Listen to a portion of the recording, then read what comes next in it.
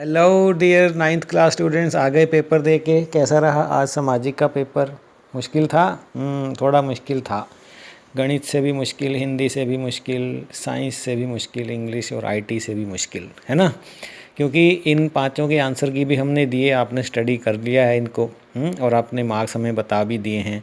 तो चलो आज हम इसको भी हल करके आपको बताते हैं कि क्या आंसर आना था, और आप बताना कि क्या लिख कर आए हो और कितने गलत करके आए हो, कितने सही करके आए हो, और 80/80 आप में से किसके आ रहे हैं हम ज़रूर जानना चाहेंगे। चैनल को सब्सक्राइब कर लेना और व्हाट्सएप ग्रुप ज्वाइन कर लेना। 10वीं में होने वाले हो, रिजल्ट के अगले ही दिन 12 अप्रैल से 10वीं की पढ़ाई शुरू कर देंगे। हिंदी और इंग्लिश का सब कुछ रेडी है, कहीं जाने की ज़रूरत नहीं है। ठीक है, तो चलिए आज का पहला प्रश्न 5 नंबर का इतिहास से शुरू करते हैं। फ्रांस में आतंक का राज का वर्णन कीजिए। अब देखो, पहले तो हमें बताना है काल कौन सा था। वो 1793 से 94 का जो समय था उसे फ्रांस में आतंक के राज के नाम से जाना जाता है। तो वहाँ पर जो थे उस समय रोबेस्पियर जो थे, वो जो थे उन्होंने एक दंड की सख्त नीति अपनाई थी जो उन्हें गलत लगते थे। तो नियंत्रण और दंड की उन्हें लगा कि एक सख्त नीति की ज़रूरत है। तो उनके हिसाब से आतंक के जो भी शत्रु थे, है ना, उनको गिरफ्तार करके जेलों में डाल दिया जाता था।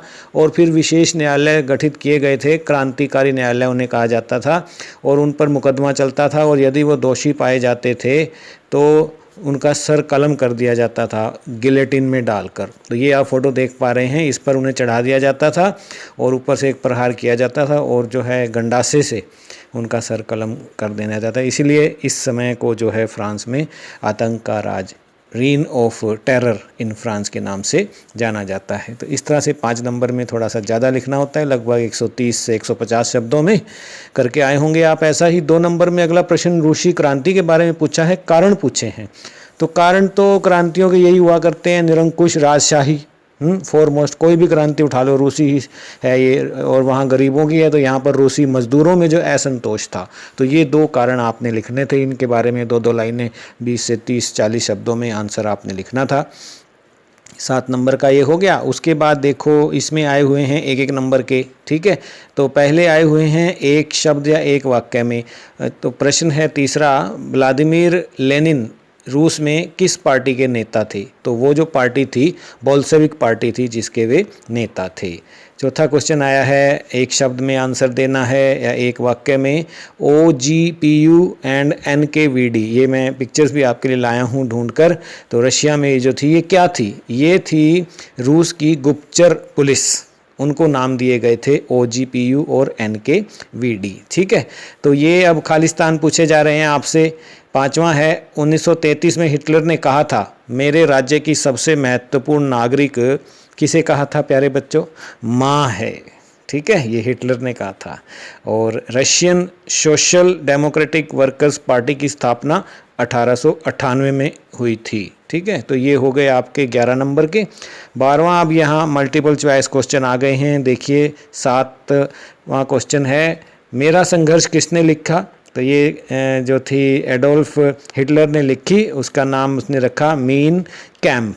ठीक है, ये पिक्चर भी आपके लिए लेकर आया हूँ। 8वां क्वेश्चन 1-1 नंबर वालों में, राइक्सटाग क्या है? ये जर्मन का जो संसद है उसे नाम दिया गया है राइक्सटाग। ठीक है, तो ए इसका सही आंसर है। अतिवादिता का सिद्धांत किसने दिया था? ये हर्बर्ट स्पेंसर ने दिया था। और वर्साय की संधि कब हुई थी? 10वां प्रश्न है ये। तो ये हुई थी जून 1919 में। तो ये कितने नंबर का हो गया हल आपका? 1 2 3 4 5 6 7 8 8 और 7 15। 15 नंबर का आपका इतिहास हो गया।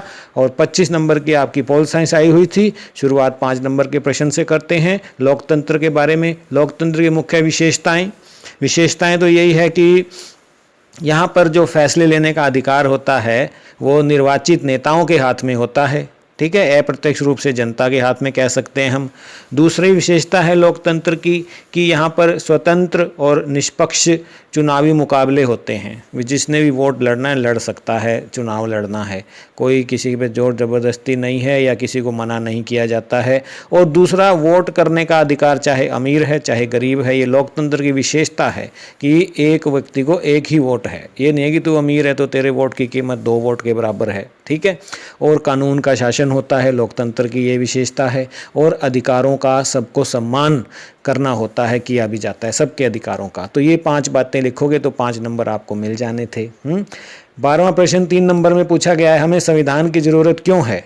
भाई, भरोसा और सहयोग यदि नागरिकों में विकसित करना है तो कुछ ना कुछ हमें लिखित मसौदा तो चाहिए ना, तो संविधान तो चाहिए इसके लिए। वरना तो पता ही नहीं लगेगा कोई कहाँ जा रहा है, कोई क्या कर रहा है। और अगर सरकार का गठन करना है, कोई अड़चन आती है तो फैसला कौन करेगा? कुछ लिखित में होगा संविधान के रूप में, तभी हो पाएगा। तो ज़रूरत तो है उसकी। सरकार और नागरिकों के अधिकारों की जो सीमा का निर्धारण भी करना होता है, कई बार है ना फसाद भी हो जाते हैं, तो कुछ तो होना चाहिए फैसला करने को, ठीक है। और लोगों की आकांक्षाओं को व्यक्त करने के लिए भी हमें संविधान की आवश्यकता होती है ना। ये प्रस्तावना में ही जो व्यक्त कर दी जाती है कि हम किस तरह का संविधान है, हम किस तरह के लोग हैं, ठीक है प्यारे बच्चों। तो ये था। 3 नंबर में एक और प्रश्न पूछा गया है, भारत में चुनाव आयोग की मुख्य शक्तियों का वर्णन करो। तो शक्तियां तो ये हैं कि चुनाव इसके बिना हो ही नहीं सकते, ये अधिसूचना जारी करेगा तभी चुनाव हो पाएंगे। दूसरा है कि चुनाव लागू होते ही आचार संहिता को लागू करना, ये भी जो है चुनाव आयोग की शक्तियां होती हैं। सरकार को दिशा निर्देश ये दे सकते हैं कि भैया ऐसे नहीं ऐसे होगा। और चुनाव संपन्न करवाने के लिए जो ड्यूटियां हैं, अधिकारी हैं, कर्मचारी हैं, उनकी वो ड्यूटियां भी लगा सकता है। तो इस तरह से चुनाव आयोग की शक्तियों के बारे में ये 4 बातें लिखने से आपको 3 नंबर मिलने थे, मिल गए होंगे। तो 5 और 6 11 का हो गया। 1 2 नंबर में भी आया हुआ है, सर्वोच्च न्यायालय के मुख्य अधिकारों को लिखिए। भाई, उसका अधिकार है कि कोई भी विवाद हो जाता है तो उसका फैसला हमारे यहाँ जो है लॉ की चलती है, तो सर्वोच्च न्यायालय में हम जा सकते हैं। देश के नागरिकों के बीच में कोई झगड़ा है, नागरिक और सरकार के बीच कोई झगड़ा है, 2 या 2 से अधिक राज्यों के बीच कोई विवाद हो जाता है, या केंद्र और राज्य सरकारों के बीच कोई विवाद हो जाता है, तो इस सब का फैसला करने का अधिकार सर्वोच्च न्यायालय के पास है, वो सब वहीं जाते हैं, ठीक है। तो ये था 2 3 3 5 5 और 6 11 13 नंबर का। अब आ गए हैं 1 वर्ड या 1 सेंटेंस में आंसर कि लीगल फ्रेमवर्क ऑर्डर का संबंध किस देश से है। तो प्यारे बच्चों, ये पाकिस्तान से है इसका संबंध। दक्षिण अफ्रीका के प्रथम राष्ट्रपति कौन थे?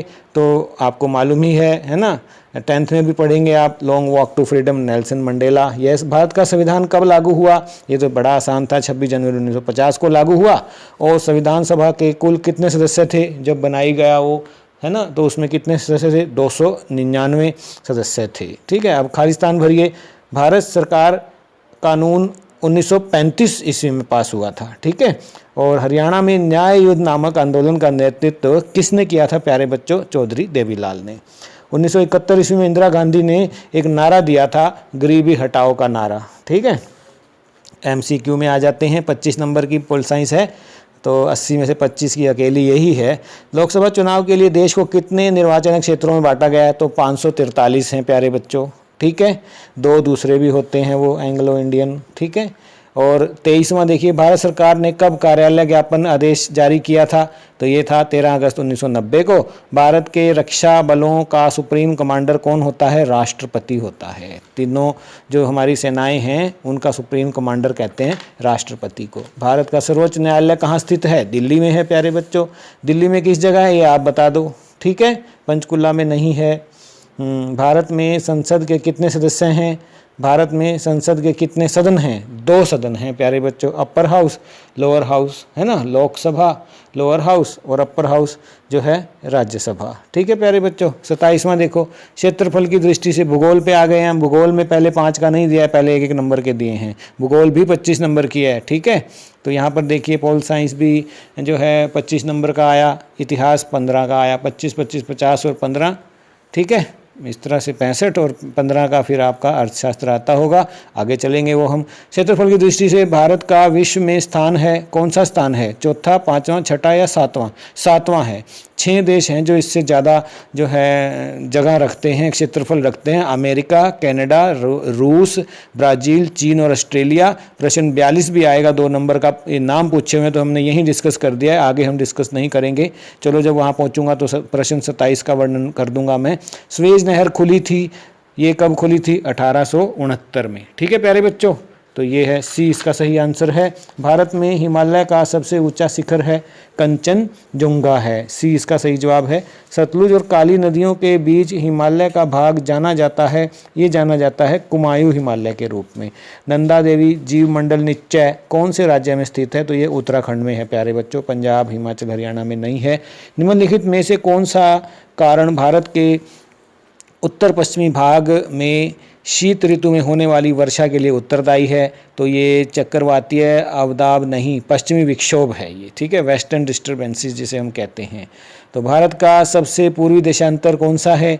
97 डिग्री 25 मिनट पूर्व। ठीक है, तो ये है ईस्ट में आ जाएगा। 97-25 पूर्व में। लक्षद्वीप स्थित है अरब सागर में। पूर्वी घाट का सर्वोच्च शिखर है महेंद्रगिरी, बिल्कुल ठीक है, बी आ जाएगा। निम्नलिखित में से कौन सी भारत में शीत ऋतु की विशेषता है? गर्म दिन गर्म रहते हैं? नहीं भाई, गर्म दिन ठंडी रहते हैं, ठंडा दिन ठंडी रहते हैं, ठंडा दिन गर्म रहते हैं। तो ये हो जाएगा B, B B, warm days and cold nights. हमारे यहाँ ऐसा होता है ना। भारत के सबसे बड़े नदीय द्वीप का नाम माजोली द्वीप है। भारत में सक्रिय ज्वालामुखी बैरन द्वीप में है। भारत का कुल भौगोलिक क्षेत्रफल 32,87,864, तो यहाँ पर आप लिख दो 32.8 लाख स्क्वायर किलोमीटर। भारत में जीव सुरक्षा अधिनियम कब लागू किया गया? 1972 में। और भारत का अक्षांशीय विस्तार जो है 8.4 उत्तर से 37 डिग्री 6 जो है ये इसका विस्तार है। उन देशों के नाम बताइए जो क्षेत्रफल में भारत से बड़े हैं। देखिए 27वें प्रश्न में बता दिया था, वही है इसका उत्तर। 6 देशों के नाम लिए थे। 43वां देखिए, जीव मंडल निश्चय से क्या अभिप्राय है? तो 2 उदाहरण भी देने हैं। तो ये क्या होते हैं? ऐसा क्षेत्र होते हैं जिसमें जैव विविधता की सुरक्षा एवं उनके संरक्षण के लिए उनको नुकसान ना पहुँचे, वे वहाँ फले फूलें, उसके उपाय किए जाते हैं, रिजर्व रख दिए जाते हैं, उन्हें हम कहते हैं। नीलगिरी और नंदागिरी जो है हमारे देश में ऐसे उदाहरण हैं। तो ये है। भारत के उत्तरी मैदान का वर्णन कीजिए। तो पहले तो है उत्तरी मैदान जो है हमारा बना कैसे? सिंधु, गंगा और ब्रह्मपुत्र और इनकी सहायक नदियों से जो लाखों वर्ष तक इन्होंने जो जलोढ़ों के निक्षेप करने से यह जो उपजाऊ मैदान बना है। और विस्तार लिख दीजिए कि 7 लाख स्क्वायर किलोमीटर तक ये फैले हैं। और लंबाई चौड़ाई भी आप इसमें दे सकते हैं कि 2400 किलोमीटर लंबाई है इसकी। ऐसे जाते हैं ना जब हम, है ना, पूर्व की ओर उत्तर से, तो और 240 से 320 किलोमीटर चौड़ा एक ये गलियारा यूँ कहें आप ये। ठीक है ना। और ये क्षेत्र जो है उत्तरी मैदान जो है भारत का सघन जनसंख्या वाला है। कारण इसलिए है कि पानी की मात्रा अच्छी है, जलवायु अच्छी है, कृषि के अनुकूल है ना। और 3 भागों में इसको बांटा जाता है कि पंजाब का मैदान है जो 5 नदियों का इलाका है। उसके बाद गंगा का मैदान है जो घग्गर और तीस्ता नदी से बनता है, जिसमें हरियाणा, दिल्ली, यूपी और बिहार और झारखंड आते हैं। और फिर लास्टली ब्रह्मपुत्र का मैदान जो है असम तक ये जाता है। तो इस तरह से आपने लिखना था, उत्तरी मैदान का वर्णन करके 5 नंबर ले लेने थे। मानसून अभिक्रिया के बारे में व्याख्या करनी थी कि जो ऋतुओं के अनुसार पवनों की दिशा जो है उलट जाती है, जो हमारी जलवायु जो है मानसूनी है, ये सब इसमें आना था।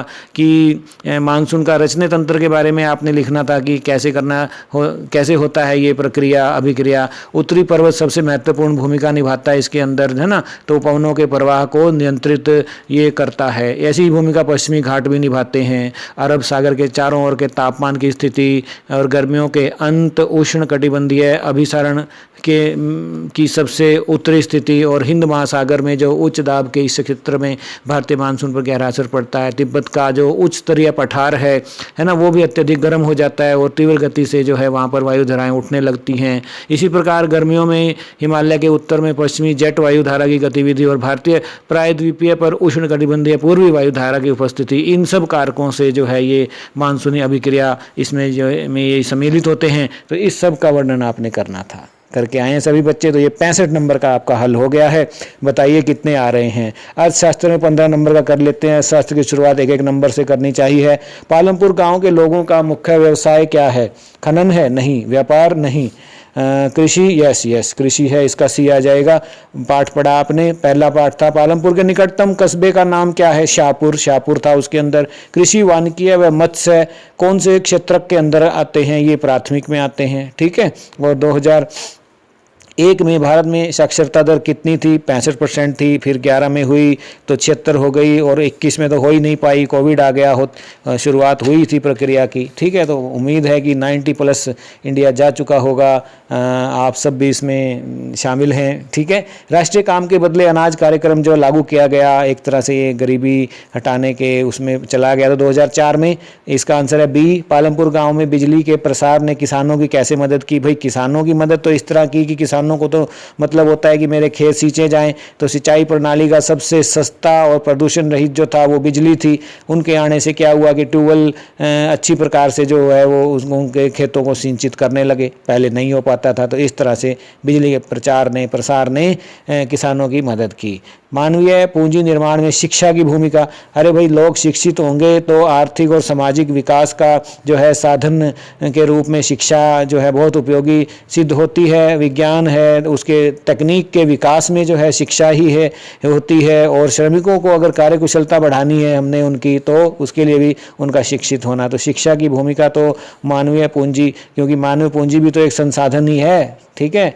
तो भारत में निर्धनता के मुख्य कारण, भाई एक तो शुरुआत से ही जो ब्रिटिश थे यहाँ पर उन्होंने कभी विकास पर ध्यान ही नहीं दिया, है ना। उन्हें तो अपने जो है प्रॉफिट की होती थी। फिर आज भी आज़ादी के बाद भी आय की असमानता है, गरीब गरीब हो रहा है, अमीर अमीर हो रहा है, और ये जो खाई है बढ़ती जा रही है घटने की बजाय, ठीक है। आज लगभग 10% लोगों के पास ही 70-80% रिसोर्सेज हैं, ठीक है। और जनसंख्या जो है वो भी एक कारण है कि जितने भी योजनाएं सरकार चलाती है, बढ़ती हुई जनसंख्या उन सब पर जो है पानी फेर देती है। और दूसरा है कि अक्षम जो भ्रष्टाचार के कारण भी है, जो निर्धनता उन्मूलन कार्यक्रम जो चलाए जाते हैं सरकार द्वारा लाए जाते हैं वो ठीक से लागू नहीं हो पाते हैं। और एक फिजूल खर्ची भी इसका कारण है कि ब्याह शादियों मेलों त्योहारों पर जो है किया जाता है, इस कारण भी जो है निर्धनता दूर नहीं हो पा रही है। और निर्धनता उन्मूलन की वर्तमान सरकारी रणनीतियां तो बहुत सरकार चला रही है, तो किसी 5 का वर्णन करते हुए आपने 2-2 बातें उनके बारे में बता देनी थी। जैसे राष्ट्रीय ग्रामीण रोजगार गारंटी योजना 2005 में शुरू किया गया, है ना। इसी प्रकार राष्ट्रीय काम के बदले अनाज 2004, है ना। मनरेगा जो इससे पहले हमने डिस्कस करे 2005 वाला।